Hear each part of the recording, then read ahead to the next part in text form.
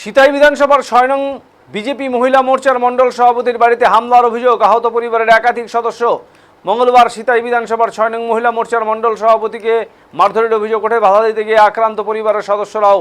মঙ্গলবার সিতাই বিধানসভায় ৬ নম্বর মহিলা মোর্চার মণ্ডল সভাপতি মালতী বর্মন ও তার পরিবারের একাধিক সদস্যকে মারধরের অভিযোগ ওঠে বিজেপির এক কর্মী ও তার দলবলের বিরুদ্ধে। ঘটনায় মালতী বর্মনের স্বামী ও ছেলে সহ পরিবারের বেশ কয়েকজন আহত হয়েছেন বলে জানা গিয়েছে। তাদের মধ্যে কয়েকজন গুরুতর আহত অবস্থায় দিনহাটা মহকুমা হাসপাতালে চিকিৎসাধীন।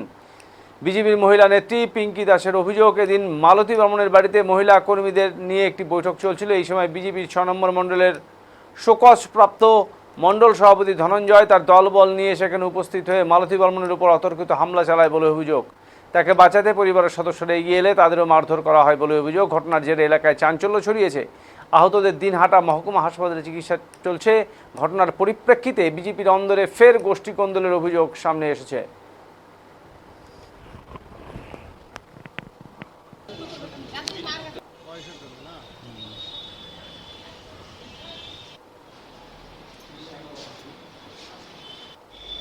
আমাদের ৬ নং সিতাই ৬ নং মণ্ডলের সভাপতি মহিলা সভাপতি মালতী বর্মনের বাড়িতে আমাদের একটা মহিলাদেরকে নিয়ে ছোট্ট করে সভা ছিল। সেই সভাতে আমরা কথাবার্তা বলছিলাম।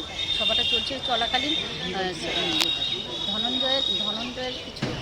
ধনঞ্জয় শোকেস করা ধনঞ্জয় এসে তার লোকজনকে নিয়ে আমাদের যে মহিলা সভাপতিকে অ্যাটাক করে এবং তাকে জলের মধ্যে চিপকে ধরে এবং তার স্বামী আগিয়ে যায়, তার ছেলে তার নাতি আগিয়ে যায়, তাদেরকেও মারধর করা হয়। ধনঞ্জয়টা কি? ধনঞ্জয়টা হলো শোকেস করা একজন মণ্ডল সভাপতি ছিল। ইনি কত নম্বর মণ্ডল সভাপতি? সিতাই ৬ নম্বর। আর ধনঞ্জয়? ধনঞ্জয় সিতাই ৬ নম্বর। ঘটনাটা কোন জায়গায় হয়? ঘটনাটা হয় মহিলা সভাপতির বাড়িতে। ঠিকানা হলো ওকরাবাড়ি। ওকরাবাড়িতে? কি নাম আপনার?